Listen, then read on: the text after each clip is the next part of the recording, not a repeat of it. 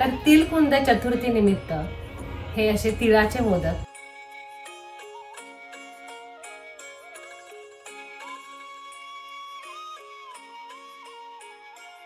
नमस्कार, मी अरुणा चौधरी. माझ्या या नवीन ब्लॉग मध्ये तुमचं स्वागत करते. तर माघी गणेश जयंती निमित्त मी तुम्हाला तिळाचे मोदक बनवून दाखवणार आहे.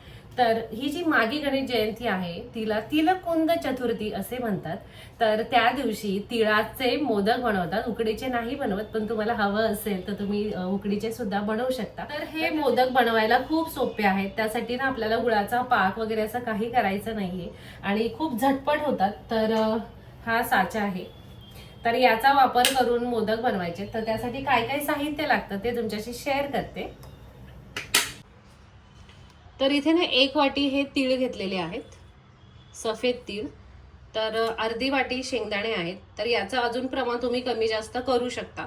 अर्धी वाटी गूळ घेतलेला आहे. एक 2-3 चमचे तूप आहे आणि ह्या 4-5 वेलची ना अशा अशा बारीक करून घेतलेल्या आहेत, कुटून घेतल्यात. आणि हा साचा. तर मी पॅन गरम करायला ठेवलेला आहे. तर इथे हा पॅन गरम करायला ठेवला. यामध्ये ना मी शेंगदाणे भाजून घेणार आहे.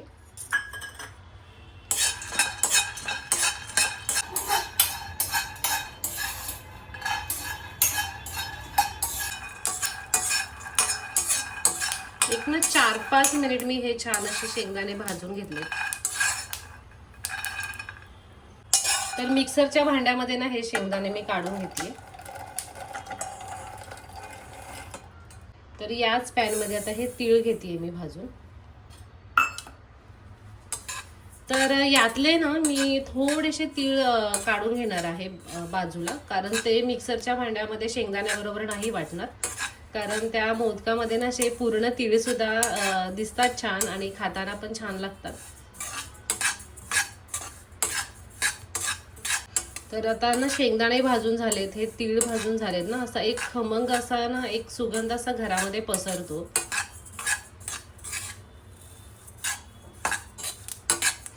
तीळ अशी भाजत आले ना की एक असा तडतड असा आवाज येतो आणि तीळ सुद्धा ना असे पॅनच्या बाहेर उडू लागतात. तर तीळ एक 5 मिनिटं छान मंद आचेवरती मी ना असे हे भाजून घेतले. तीळ सुद्धा भाजून झालेले आहेत. तर हे जे तीळ आहेत ना हे सुद्धा आता शेंगदाण्यामध्ये या मिक्सरच्या भांड्यामध्ये मी काढून घेते. तर थोडेसे तीळ मी हे असे बाजूला ह्या वाटीमध्ये काढते. बाकी हे तीळ मी बारीक करून घेणार आहे. तर हे तीळ आणि शेंगदाणे मिक्सरच्या भांड्यात काढून घेतले. यामध्ये ना वेलची पूड टाकते मी आणि हे आधी बारीक करून घेते. नंतर यामध्ये मग वाटलं तर गूळ आणि तूप टाकते किंवा एकत्र पण बारीक वाटू शकता. तर हे थोडंसं असं ओबड धोबड आधी मी वाटून घेणार आहे.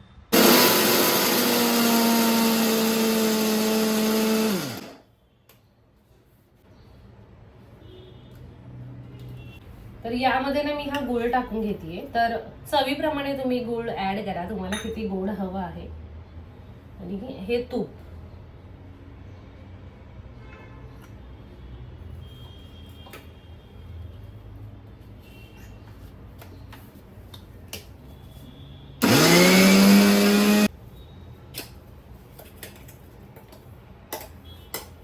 तर शेंगदाणे, गूळ, तूप, वेलची पावडर आणि तीळ चांगलं ना असं हे बारीक केलंय. खूप जास्त असं बारीक पण नाही, थोडंसं गरम कोमट असतानाच वाटून घ्यायचं. तर हे जे तीळ मी ठेवले होते ते तीळ पण यामध्ये मी ऍड करते.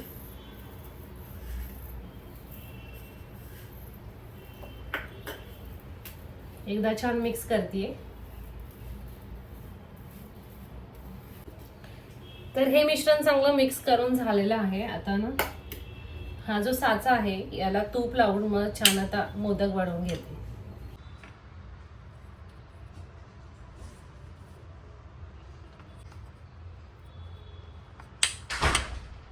तर ह्या मिश्रणामध्ये ना अजून 2-3 चमचे मी तूप पण ॲड केलं आहे आणि चांगलं मिक्स करून घेणार आहे. म्हणजे अजून चांगलं बाइंडिंग पण येतं आणि मोदक अजून पौष्टिक पण होतात. तर साच्यामध्ये ना जेव्हा तुम्ही हे मिश्रण असं भराल ना तर असं एकदम दाबून भरा. म्हणजे ह्या साच्याचं जे मोदकाचं टोक आहे ना ते पण तुटणार नाही किंवा मधून सुद्धा हा तुटणार नाही मोदक. असं दाबून भरायचं सारं.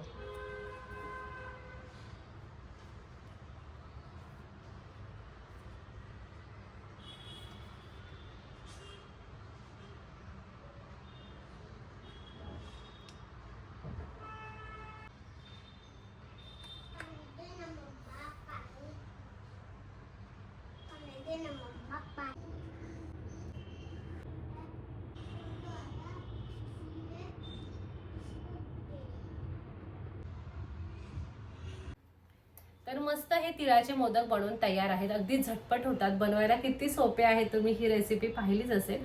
तर तिळकोणता चतुर्थी निमित्त तिळाचे मोदक तुम्ही घरी नक्की बनवून पहा. तर लहान मुलांना खरं सांगू प्रचंड आवडतील. तर मोदक बनवून त्याचे उरलेलं थोडंसं जे मिश्रण असेल त्याचे तुम्ही लाडू सुद्धा बनवू शकता. तर ही रेसिपी कशी वाटली कमेंट करून मला नक्की सांगा. व्हिडिओ लाईक करा, शेअर करा आणि चॅनलला सबस्क्राईब केलं नसेल तर प्लीज नक्की सबस्क्राईब करा. धन्यवाद.